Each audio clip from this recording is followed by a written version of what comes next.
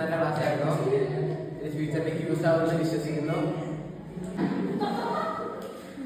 നമുക്ക് ഇന്ന് പറഞ്ഞു തന്ന സാറ് ലിജിൻ സാർ നമ്മൾ നല്ല ക്ലാസ് എടുത്തു.